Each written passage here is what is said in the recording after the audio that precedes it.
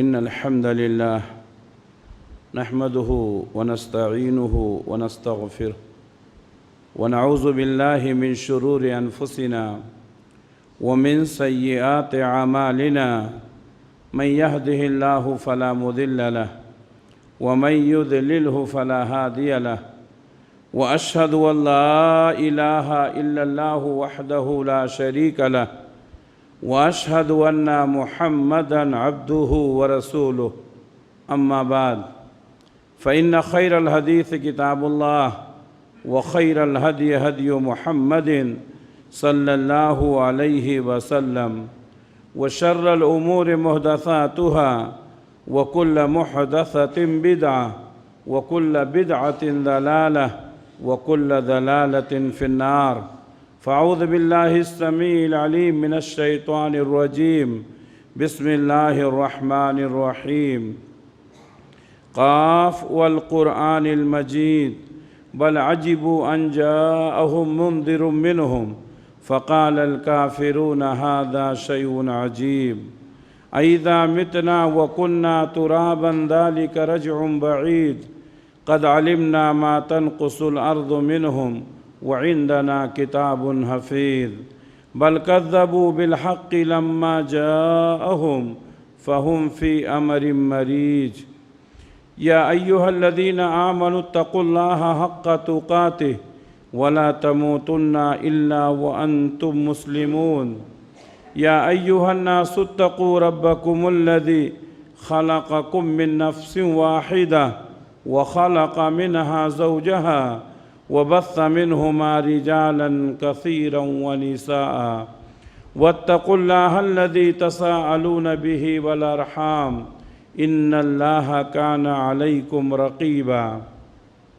يا أيها الذين آمنوا اتقوا الله وقولوا قولا سديدا يصلح لكم أعمالكم ويغفر لكم ذنوبكم ومن يطع الله ورسوله فقد فاز فوزا عظیما۔ ہر طرح کی تعریف اللہ رب العالمین کے لیے لائق اور زیبا ہے، اور درود و سلام نازل ہوں اللہ کے تمام نبیوں پر، خصوصاً آخری نبی حضرت محمد مصطفیٰ صلی اللہ علیہ وسلم پر۔ محترم حاضرین، ہم اللہ کے بندے ہیں۔ اللہ تعالیٰ نے ہم سب کو پیدا کیا۔ اللہ تعالیٰ نے ہمیں عقل اور شعور دیا ہے تاکہ ہم صحیح اور غلط کو سمجھ سکیں، لیکن ساتھ ہی میں ایک شیطان لگا ہوا ہے جو ہمیں صحیح اور غلط کی تمیز سمجھنے سے روکتا رہتا ہے۔ اللہ تبارک و تعالیٰ نے انسانیت کی فلاح و بہبودی کے لیے، انہیں صحیح راستہ بتانے کے لیے بہت سارے نبیوں پیغمبروں کو بھیجا، جن کا مقصد یہ تھا کہ لوگوں کی غلطیوں کی اصلاح کریں اور انہیں سیدھا راستہ دکھائیں۔ نبیوں کا سلسلہ ختم ہو چکا ہے، اب غلطیوں کی اصلاح کرنا، گناہوں سے روکنا علماء امت کا کام ہے۔ لیکن اگر کوئی بھی شخص دیکھ رہا ہے کہ کوئی غلطی کر رہا ہے تو ہماری شریعت نے اس کو اجازت دی ہے کہ وہ اس کی اصلاح کی کوشش کرے۔ اللہ تبارک و تعالیٰ نے قرآن مجید میں فرمایا انما المؤمنون اخوۃ فاصلحوا بین اخویکم، سارے کے سارے مومن آپس میں بھائی بھائی ہیں۔ اگر ایک بھائی سے کوئی غلطی ہو جائے تو دوسرا بھائی اس کی اصلاح کر دے، یہ اللہ کا حکم ہے۔ لیکن اصلاح اور تنقید دونوں میں بہت فرق ہے۔ آج لوگ اصلاح کا کام کم، تنقید کا کام زیادہ کرتے ہیں۔ اگر آدمی اصلاح کی نیت سے کوئی کام کرتا ہے تو اللہ کی ذات سے یقین ہے کہ اللہ اس میں برکت دے گا، لیکن اصلاح کا نام لے کر کے تنقید کا کام کیا جائے، اصلاح کا نام لے کر کے لوگوں کی تحقیر کی جائے، اصلاح کا نام لے کر کے لوگوں کی تذلیل کی جائے، اصلاح کا نام لے کر کے لوگوں کی توہین کی جائے، یہ اللہ کو پسند نہیں ہے۔ ٹھیک اسی طریقے سے جس طریقے سے مسلمانوں کا ایک بڑا طبقہ ہے جو اللہ کے رسول صلی اللہ علیہ وسلم سے محبت کا دعویٰ کرتا ہے اور آپ صلی اللہ علیہ وسلم کی محبت میں کچھ ایسی حرکتیں کرتا ہے جو غیر شرعی ہیں، یقیناً ان کے تعلق سے ہمارا دل صاف ہے۔ ہم یہی کہیں گے کہ وہ نادان ہیں، وہ کم علم ہیں، انہوں نے کتاب و سنت کی صحیح تعلیم کو پڑھا نہیں، ورنہ نبی کی محبت پر اتنے بڑے ہنگامے نہیں کرتے جو کر رہے ہیں۔ یقیناً جو کام کر رہے ہیں وہ غلط ہے، بدعت ہے، لیکن سوچ ان کی کیا ہے کہ ہم صحیح کام کر رہے ہیں۔ میرے بھائیوں، یہی کانسیپٹ آج میں آپ کو سمجھانے کی کوشش کروں گا۔ کوئی ضروری نہیں ہے کہ ہم اور آپ جو کام کر رہے ہیں وہ صحیح ہی ہو۔ شیطان ہمارے ذہن میں یہ بات ڈال رہا ہے کہ آپ یہ جو کام کر رہے ہیں یہ صحیح ہے، لیکن نبی کا طریقہ بتا رہا ہے کہ یہ کام غلط ہے۔ ہمیں نہیں معلوم تھا، ہم شیطان کے شکار ہو گئے تھے، لیکن معلوم ہونے کے بعد ہمیں ان گناہوں سے توبہ کر لینا چاہیے۔ یہ صحیح مسلمان کی پہچان ہے۔ تو اصلاح اور تنقید دونوں میں بہت فرق ہے۔ جیسا کہ میں نے بتایا کہ وہ کام جو صحیح نیت کے ساتھ کیا جائے کوئی ضروری نہیں ہے کہ صحیح ہو جائے، جیسا کہ بہت سارے لوگ نبی کی محبت کے نام پر بہت سارے بدعات و خرافات کرتے ہیں، اولیاء کرام کی محبت کے نام پر بہت سارے شرکیہ کام کرتے ہیں۔ وہ لوگ سمجھتے ہیں کہ ہم نیک کام کر رہے ہیں، حالانکہ شریعت کہتی ہے یہ غلط ہے۔ نبی کریم صلی اللہ علیہ وسلم کے زمانے میں ایک فرقہ تھا جس کو منافق کہا جاتا تھا۔ وہ فرقہ پہلے بھی تھا، آج بھی ہے، آئندہ بھی رہے گا۔ اس کا کام کیا ہوتا ہے؟ اس کا کام ہوتا ہے مسلمانوں کی صفوں میں دراڑ پیدا کرنا، مسلمانوں کی صفوں میں اختلاف پیدا کرنا، لوگوں کو ایک دوسرے سے متنفر کرنا، اور یہ بات اللہ کو پسند نہیں ہے۔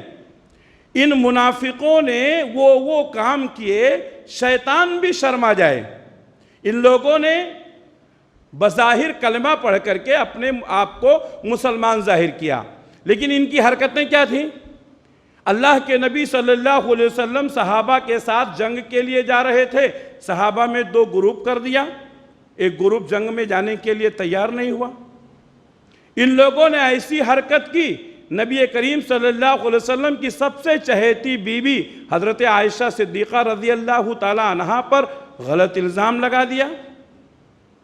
ان کی شقاوت اور ان کی بدتمیزیاں اس قدر بڑھ گئیں کہ انہوں نے ایک مسجد بنا لی اور لوگوں کو یہ بتایا کہ ہم اس مسجد میں نماز پڑھیں گے۔ اللہ تعالیٰ نے قرآن مجید میں آیت اتاری کہ یہ مسجد نہیں ہے، ان لوگوں نے مسجد کے نام پر مسجد زرار بنایا ہے۔ ان کا مقصد یہ ہے کہ اس مسجد میں اکٹھا ہو کر کے یہ لوگ مسلمانوں کے خلاف سازشیں تیار کریں گے۔ میرے بھائیوں، یہ منافقین تھے۔ قرآن مجید میں اللہ تبارک و تعالیٰ نے ان منافقین کے اس نظریے کا ذکر کرتے ہوئے فرمایا وَإِذَا قِيلَ لَهُمْ لَا تُفْسِدُوا فِي الْأَرْضِ، جب ان منافقین سے کہا جاتا تھا کہ بھئی زمین میں فساد نہ کرو، زمین میں فساد نہ پھیلاؤ، قالوا انما نحن مصلحون، تو وہ منافق لوگ کہتے تھے نہیں ہم فساد نہیں، ہم اصلاح کر رہے ہیں۔ مسئلہ سمجھ میں آ رہا ہے؟ منافقین اپنے غلط پروپیگنڈے کو اصلاح کا نام دے رہے تھے۔ اللہ تبارک و تعالیٰ نے فرمایا وَإِذَا قِيلَ لَهُمْ، جب ان منافقین سے کہا گیا لا تفسدوا فی الارض، زمین میں فساد نہ پیدا کرو، قالوا انما نحن مصلحون، تو وہ کہتے تھے نہیں ہم فساد نہیں، ہم اصلاح چاہتے ہیں۔ اصلاح کے نام پر فساد کرنا، سنت کے نام پر بدعت کرنا، توحید کے نام پر شرک کرنا، اصلاح کے نام پر توہین کرنا، یہ مسلمانوں کا شیوا بن گیا۔ اللہ کے واسطے ان چیزوں سے توبہ کریں۔ اللہ تبارک و تعالیٰ نے فرمایا الا انہم ہم المفسدون، سن لو یہ اصلاح نہیں چاہتے ہیں، یہ فسادی لوگ ہیں، ولکن لا یشعرون، لیکن ان کو شعور ہی نہیں ہے۔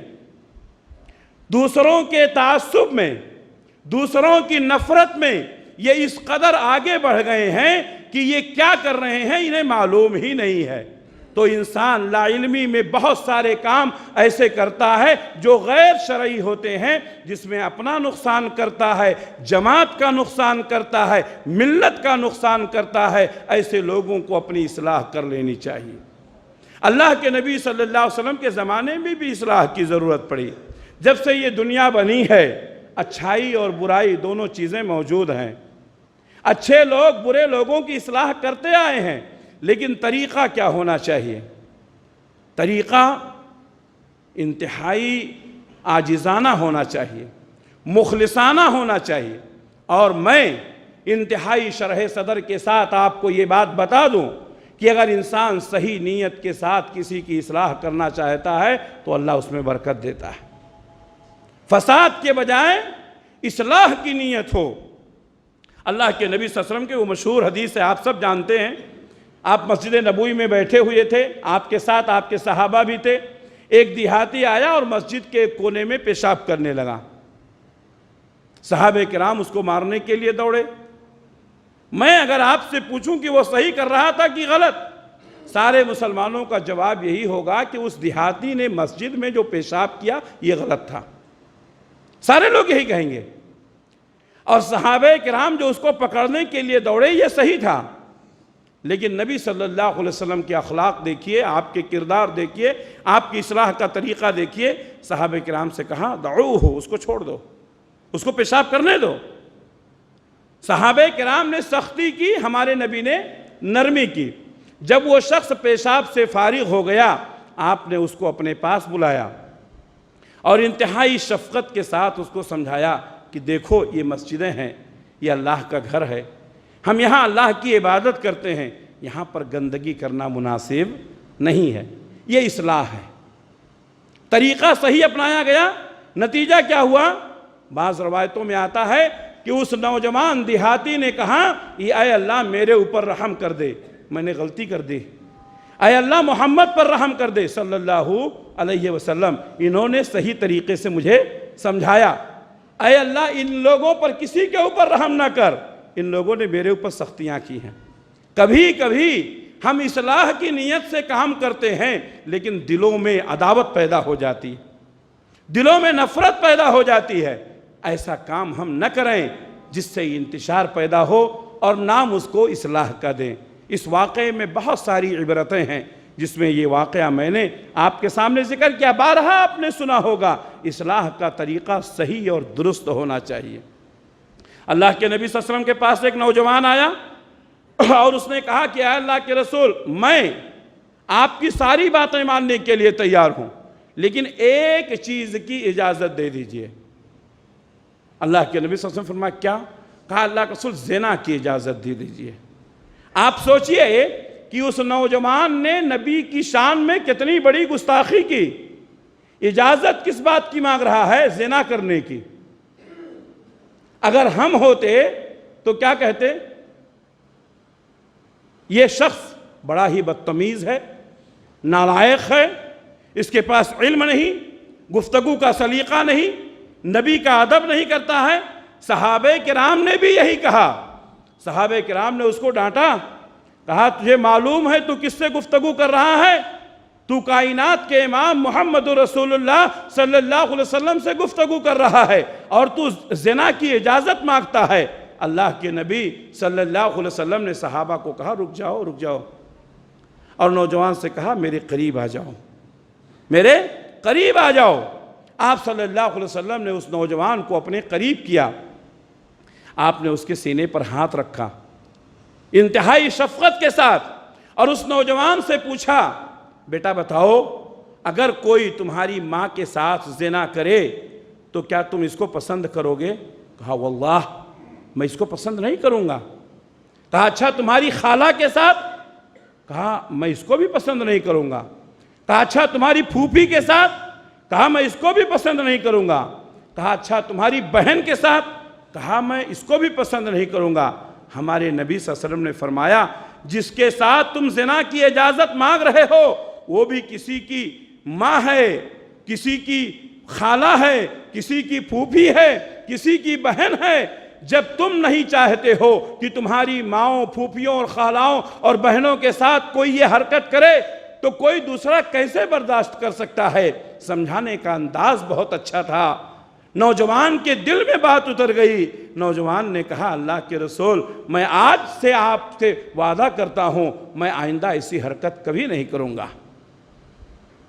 بات اگر صحیح طریقے سے کی جائے، بات اگر سلیقے سے کی جائے تو اللہ تعالیٰ اس کے اندر اثر پیدا کرتا ہے، لوگوں کے دل و دماغ میں وہ بات اپنا اثر ڈالتی ہے۔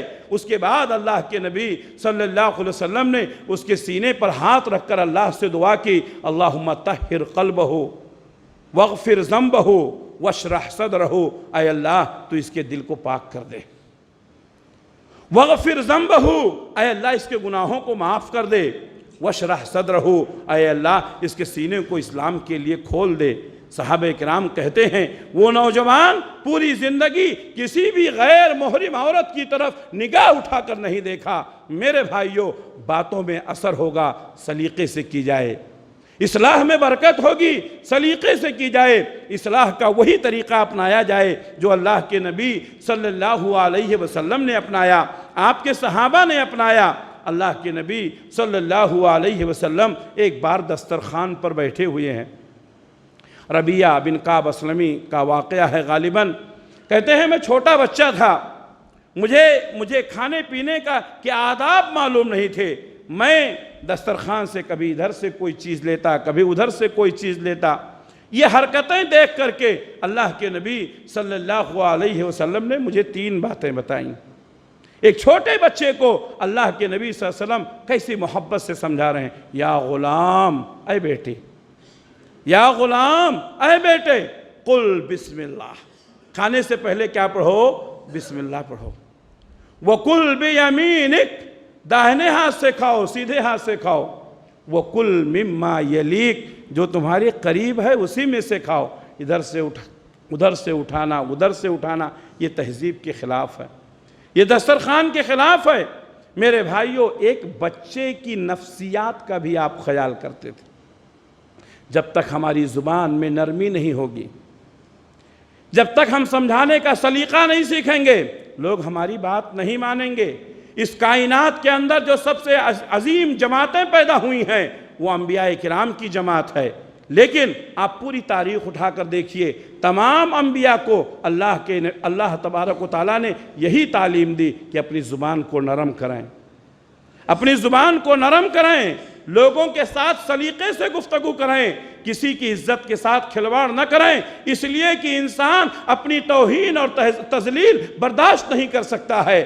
ہم سے کوئی غلطی ہو گئی ہے، آپ تنہائی میں ملیں، بتائیں کہ آپ سے یہ غلطی ہو گئی ہے، اس کی اصلاح کر لیں، ہم سمجھیں گے کہ آپ میرے ہمدرد ہیں، ہم سمجھیں گے کہ آپ مخلص ہیں۔ لیکن ہماری غلطی کو اگر آپ عوام میں بتائیں گے تو ہم یہ سمجھیں گے کہ یہ شخص میرے خلاف پروپیگنڈا کر رہا ہے، یہ شخص مجھے ذلیل کرنے کی کوشش کر رہا ہے۔ میرے بھائیوں، یہ کانسیپٹ آپ کے سمجھ میں آ گیا ہوگا کہ لوگ جس کی غلطی ہے اس سے بات نہیں کرتے ہیں، بلکہ عوام میں اس کی غلطیوں کو پھیلاتے ہیں۔ اس سے اصلاح نہیں ہوتی ہے، اس سے فساد ہوتا ہے۔ اگر ہم اصلاح چاہتے ہیں تو صاحب معاملہ سے گفتگو کریں۔ دنیا کے اندر کوئی ایسی بات نہیں ہے، دنیا کے اندر کوئی ایسا معاملہ نہیں ہے جو آپس کے رائے مشورے سے ختم نہ کیا جا سکے، لیکن نتیجہ یہ ہے کہ ہم صاحب معاملہ سے گفتگو نہیں کرتے ہیں، دوسروں کی کمزوریوں کو دوسروں کے ساتھ بیان کرتے ہیں، جس کا نتیجہ یہ ہوتا ہے کہ اصلاح کے بجائے اور فساد بڑھتا جا رہا ہے۔ اللہ کے نبی صلی اللہ علیہ وسلم ایک بار مارکیٹ میں گئے، بازار میں گئے، آپ نے دیکھا کہ غلے کا ایک ڈھیر لگا ہوا ہے۔ آپ صلی اللہ علیہ وسلم نے اپنا ہاتھ اندر ڈالا، دیکھا کہ اندر جو غلہ ہے وہ بھیگا ہوا ہے۔ آپ نے بھیگے ہوئے غلے کو باہر نکالا، دکاندار کو بلایا، تاجر کو بلایا، کہا یہ کیا معاملہ ہے؟ اوپر سے تو غلہ سوکھا ہے، اندر سے جو غلہ ہے وہ گیلا ہے۔ تو تاجر نے کہا کہ رات میں بارش ہوئی تھی، ہمارا غلہ بھیگ گیا تھا، بھیگا ہوا غلہ میں نے نیچے رکھ دیا، سوکھا ہوا غلہ میں نے اوپر رکھ دیا تاکہ لوگ آئیں اور پورے غلے کا سودا کریں، بھیگے ہوئے غلہ بھی سوکھے ہوئے غلے کے ساتھ نکل جائے۔ اللہ کے نبی صلی اللہ علیہ وسلم نے کہا تم نے ایسا کیوں نہیں کیا کہ بھیگا ہوا غلہ الگ کر لیتے، سوکھا ہوا غلہ الگ کر لیتے؟ ایسا کیوں نہیں کیا تم نے دھوکہ دیا.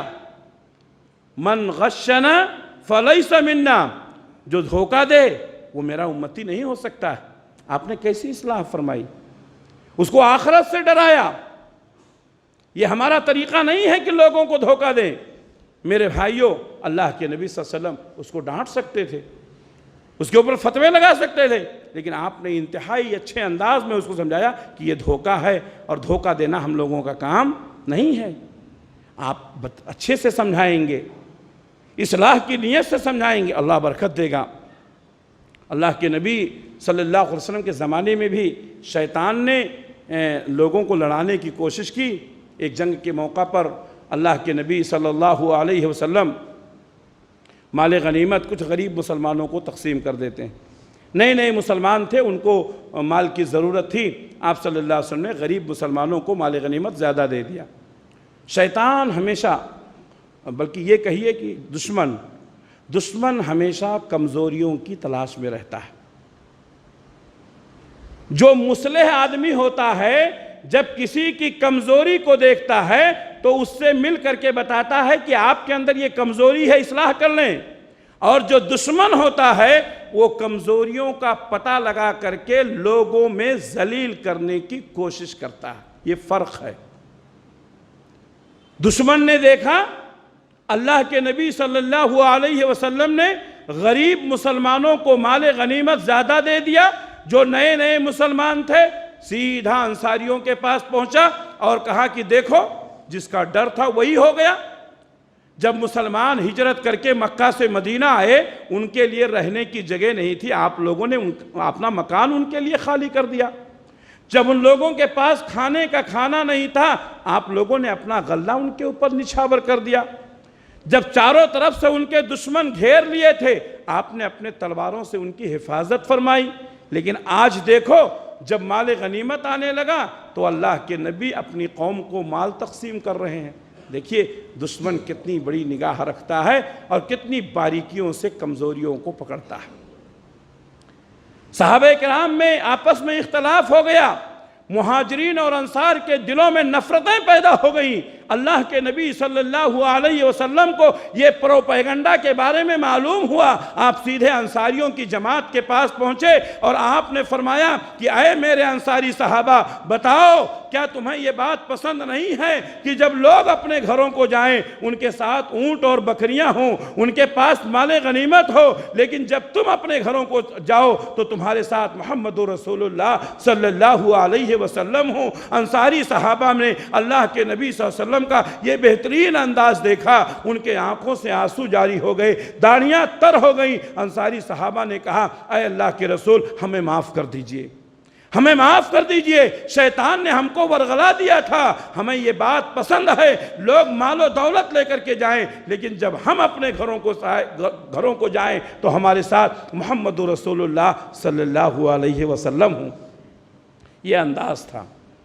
اس کے بعد پھر عام طور پر اتنا ہی واقعہ لوگ بتاتے ہیں.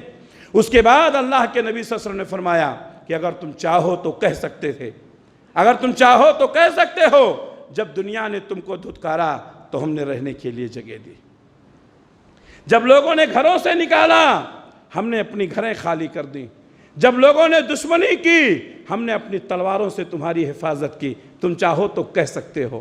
تو اے انصاری صحابہ سن لو کہ عام لوگ اس کپڑے کی طرح ہیں جو اوپر رہتا ہے اور تم لوگ اس کپڑے کی طرح ہو جو نیچے رہتا ہے، یعنی جو بدن سے لگا رہتا ہے. تم ہمارے بہت قریب ہو. اگر ساری دنیا ایک وادی میں چلے اور انصاری ایک وادی میں چلیں تو میں انصاری کے وادیوں میں چلوں گا. اللہ کے نبی صلی اللہ علیہ وسلم اس طرح لوگوں کی اصلاح کرتے تھے. اصلاح کا صحیح طریقہ اپناؤ، انشاءاللہ اللہ تعالیٰ برکت دے گا. اللہ کے نبی صلی اللہ علیہ وسلم کے زمانے میں ایک نوجوان تھا جس کا نام خریم ابن فاتق ہے. آج ہم نوجوانوں پر فتوے بہت لگاتے ہیں، لیکن ہم نے ان کی اصلاح کی کوشش کی. میرے بھائیوں یہ فخر کی بات، ہماری جماعت کے نوجوان الحمدللہ سب سے اچھے ہیں. ان کے چہروں پر داڑھیاں، ان کے ازار ٹخنوں سے اوپر، نمازوں کی پابندی کرنے والے. ایک زمانہ تھا کہ لوگ کہتے تھے کہ 5 وقتہ نماز میں چند بوڑھے لاٹھیاں لے کر آ جاتے ہیں، لیکن آج ہم اللہ کا شکر ادا کرتے ہوئے کہتے ہیں کہ ہماری مسجدوں میں نوجوانوں کی تعداد زیادہ ہوتی ہے۔ کبھی بھی کسی بھی نماز میں دیکھ لیجئے، ہماری مسجدوں میں نوجوانوں کی تعداد ہی زیادہ ہے، بلکہ میں یہ کہوں ہماری فجر کی نماز میں ہماری اس مسجد میں معصوم بچے، دودھ پیتے ہوئے بچے آتے ہیں۔ آپ کو معلوم ہے، آپ آئیے فجر کی نماز میں دیکھیے، جو لوگ آتے ہیں وہ جانتے ہیں ہماری اس مسجد میں فجر کی نماز میں چھوٹے چھوٹے 4 سال کے، 3 سال کے، 5 سال کے بچے آتے ہیں فجر کی نماز میں۔ میرے بھائیو، یہ اللہ کا شکر ہے، یہ اللہ کا کرم ہے۔ ہم فتوے بہت لگاتے ہیں، لیکن ہم نے ان کی اصلاح کے لیے کوشش نہیں کی۔ پیار محبت سے لوگوں کے دلوں کو جیتا جا سکتا۔ ایک ساتھی خریم ابن فاتق، ان کے بال بڑے بڑے تھے، ان کا ازار ٹخنوں سے نیچے تھا۔ اللہ کے نبی صلی اللہ علیہ وسلم نے ان کی اصلاح کا طریقہ جو اپنایا، کیا کہا؟ نعم الرجل خریم ابن فاتق۔ خریم ابن فاتق بہت اچھا نوجوان ہے، بڑا اچھا ہے، بڑا نیک ہے۔ 2 چھوٹی چھوٹی غلطیاں ہیں، اگر ان غلطیوں کی اصلاح کر لے تو اور اچھا ہو جائے گا۔ اللہ اکبر! انداز کتنا اچھا تھا۔ صحابہ کرام کے سامنے اللہ کے نبی صلی اللہ علیہ وسلم نے یہ بات کہی۔ ایک صحابی آپ کی مجلس سے اٹھنے کے بعد خریم ابن فاتق کے پاس پہنچے، کہا آج اللہ کے رسول تمہاری بڑی تعریف کر رہے تھے۔ خریم ابن فاتق نے میری تعریف کر رہے تھے؟ کہا ہاں، آپ نے نام لے کر کے کہا خریم ابن فاتق بہت اچھا نوجوان ہے۔ کہا کیا کہا؟ کہا بہت اچھا نوجوان ہے، روزے نماز کا بہت پابند ہے، بڑا دیندار، بڑا مخلص آدمی ہے۔ تھوڑی چھوٹی چھوٹی غلطیاں ہیں، اگر ان 2 غلطیوں کی اصلاح کر لے تو اور اچھا ہو جائے گا۔ اللہ اکبر! نوجوان نے فوراً کہا ارے بتاؤ وہ غلطیاں کیا ہیں، میں ابھی اصلاح کرتا ہوں۔ ہمارے نبی نے کہا کہ اس کے بال ذرا بڑے ہیں، بڑے بڑے بال رکھتا ہے، وہ بال ذرا چھوٹے کروا لے، اور اس کا ازار ذرا بڑا رہتا ہے، ٹخنے سے نیچے رہتا ہے، اوپر جو ہے بال کٹوا لے اور نیچے ازار کٹوا لے تو اور اچھا ہو جائے گا۔ فوراً خریم ابن فاتق گئے، نائی کے پاس گئے اور اپنا بال چھوٹا کروا لیا، اور درزی کے پاس گئے اور اپنا ازار چھوٹا کروا لیا۔ بات سلیقے سے کی جائے تو اللہ تعالیٰ اس میں اثر ڈالتا ہے۔ میرے بھائیوں، ہماری گفتگو، ہمارا انداز کیا ہونا چاہیے؟ لوگوں کی اصلاح کا جذبہ ہونا چاہیے۔ لوگوں کو برا کہہ کر کے ہم اچھا نہیں بن سکتے ہیں، صرف لوگوں کی برائی۔ آج میں آپ کو بتا دوں، بہت سارے لوگوں کو اپنی اچھائی کا بہت جنون رہتا ہے۔ میں صحیح ہوں، ارے بھائی صحیح ہے تو اس کا کیا مطلب؟ صحیح ہے تو آپ غلط کو جینے نہیں دیں گے، صحیح ہے تو آپ غلط کے اوپر الزام لگا کر کے اس کو ذلیل کر دیں گے۔ آپ صحیح ہیں، الحمدللہ، اللہ کا شکر ہے، صحیح ہے تو اپنے اخلاق کے ذریعے سے لوگوں کی اصلاح کیجئے۔ بہت سارے لوگوں کو صحیح ہونے کا، رائٹ ہونے کا، حق پر ہونے کا دعویٰ یہ غرور میں مبتلا کر دیتا ہے۔ اور میں آپ کو بتاؤں کہ ایک شخص جو دن رات نمازیں پڑھتا ہے، 5 وقتہ نمازوں کے علاوہ سنن اور نوافل اور تہجد کا بھی اہتمام کرتا ہے، لیکن یہ عبادتیں اگر اس کو غرور میں مبتلا کر دیں، وہ اللہ کے عذاب سے نہیں بچ سکتا ہے، اللہ کے عذاب سے نہیں بچ سکتا ہے۔ یہ عبادتوں کا غرور اپنے تک رکھیے۔ نماز پڑھتے ہیں، روزہ رکھتے ہیں، صدقہ خیرات کرتے ہیں، نیک ہیں، آپ کا معاملہ ہے، آپ کو ثواب ملے گا۔ اس کا مطلب یہ نہیں ہے کہ آپ لوگوں کو حقیر سمجھنے لگیں۔ بعض لوگوں کو اپنے حق پر ہونے کا غرور ہے کہ ہم صحیح ہیں، ہم رائٹ ہیں، اس لیے ہم جو چاہیں کریں۔ میرے بھائیوں، انبیاء سے زیادہ صحیح اور رائٹ کوئی نہیں ہو سکتا ہے، لیکن اللہ تبارک و تعالیٰ نے انبیاء کو یہ تعلیم دی۔ کیا تعلیم دی؟ لوگوں کی اصلاح اچھے انداز میں کرو۔ حضرت موسیٰ علیہ السلام کو فرعون کے پاس بھیجا اللہ نے، اور کیا کہا؟ فرعون کے پاس جاؤ، فَقُولَا لَهُ قَوْلًا لَيِّنًا، نرم بات کہو، نرم گفتگو کہو۔ ایک وہ شخص جو گناہوں میں ڈوبا ہوا ہے، اگر عاجزی اور انکساری کے ساتھ توبہ کر لیا وہ جنت میں جائے گا، اور ایک وہ شخص جو نیکیوں میں ہے لیکن غرور میں مبتلا ہو گیا، اللہ کے عذاب سے نہیں بچ سکتا ہے۔ میرے بھائیوں، ہم سمجھتے ہیں صرف دولت کا غرور ہوتا ہے، ہم سمجھتے ہیں صرف عہدے کا غرور، نہیں، عبادتوں کا غرور ہوتا ہے، صحیح ہونے کا غرور ہوتا ہے۔ یہ چیزیں بہت خطرناک ہیں، یہ چیزیں بہت خطرناک ہیں۔ عبادتوں کی غرور میں بھی اپنے آپ کو مبتلا نہ کریں۔ اللہ کے نبی صلی اللہ علیہ وسلم حضرت عائشہ سے بڑی محبت کرتے تھے، آپ کی سب سے چہیتی بیوی ہیں، لیکن جب غلطی کرتی تھی تو اصلاح کرتے تھے۔ اصلاح کا طریقہ کیا تھا؟ حضرت عائشہ صدیقہ رضی اللہ تعالیٰ عنہا، اللہ کے نبی صلی اللہ علیہ وسلم آپ کے گھر میں تھے، کسی دوسری بیوی نے آپ کے لیے سالن بھیج دیا، سوتن کا معاملہ تھا، پہلے زمانے میں بھی تھا، آج بھی ہے۔ حضرت عائشہ صدیقہ رضی اللہ تعالیٰ عنہا نے دیکھا اللہ کے رسول میرے گھر میں ہے، کوئی دوسری عورت آپ کے لیے سالن بھیجے، گوارا نہیں تھا۔ انہوں نے کیا کیا؟ سالن کو اپنے ہاتھ میں لیا، پیالے کو پٹخ دیا، سالن بھی زمین پر گر گیا، پیالہ بھی ٹوٹ گیا۔ اللہ کے نبی صلی اللہ علیہ وسلم نے کیسی اصلاح فرمائی؟ آپ صلی اللہ علیہ وسلم اٹھے، آپ نے پیالے کو اکٹھا کیا، اس کے ایک ایک ٹکڑے کو جوڑ کر کہا عائشہ تم نے کیا کر دیا؟